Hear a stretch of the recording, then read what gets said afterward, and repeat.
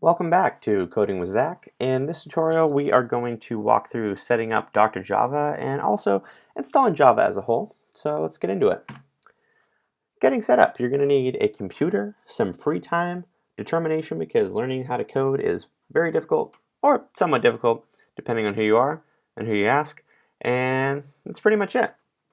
So you're going to want to go over to the link that I provided, which is a direct link to the Java JDK 8 download for Mac OS X, or you can go straight to their website and just kind of download it. So here's the one for Mac, and then you've got some Linux distros and Windows. Then you're going to want to go over to Dr. Java's website after Googling it, of course, and hopefully this loads. They're having a problem with their Engine X server last time it was on here. Supposed to serve people a lot quicker than Apache. Yep, see, Nginx. So it timed out, but hopefully it'll be up when you guys do it. And then if you're in CISC 192, you're going to want to go into the Blackboard, log in, and you should be on a page similar to this.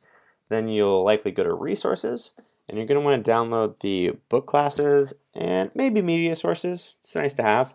And then that's pretty much it. After that, you're pretty much good to go. We'll go through some stuff in the next section. But we should probably talk about what is Java. So basically, it's an object-oriented programming language. It's pretty new, only about 30 years old. Before that, programming languages were all held in one gigantic container. So it made it rather hard to understand and rather hard to maintain. So with object-oriented programming, each of the little aspects of the program is its own individual piece. So you could think of that as like the add or subtract function on your calculator, maybe being its own individual thing. And then the bigger object is a calculator. So it's a big kind of program made up of smaller individual components. And it's set up like that to make things easier to understand for us humans. And the two main aspects of Java are going to be classes and objects.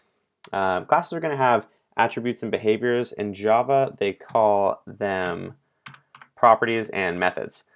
But yeah, a class is essentially a blueprint. So it's something that can be described, something that's well defined. And like we said, it's got attributes and behaviors. You could think of it as like the recipe would be a class, and then an object would be like cookies. Or if you had a class of human, you might have some properties in it, like hair. Could be null, but hopefully it's not. Eyes, green, and then you might have some arrays. We'll get into that later, but you know, could be like jeans, a shirt, pants, sweatpants, maybe some student loans. And then as a human, you'll have some methods. So hopefully you're able to talk, walk, run, throw. Maybe once in a while you cry after eating an entire pizza, have some sadness.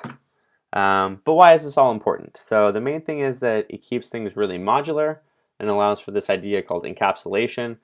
So you have your classes, and then there's methods that you can use, and then there's variables inside of your methods. So it makes things kind of easy to understand on a smaller scale, and then once you have a grasp of each of the individual components, it's easier to understand the larger application as a whole.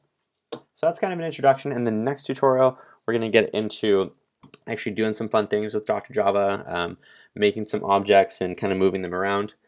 But yeah, don't forget to like and subscribe below. Thanks so much. We'll see you next time.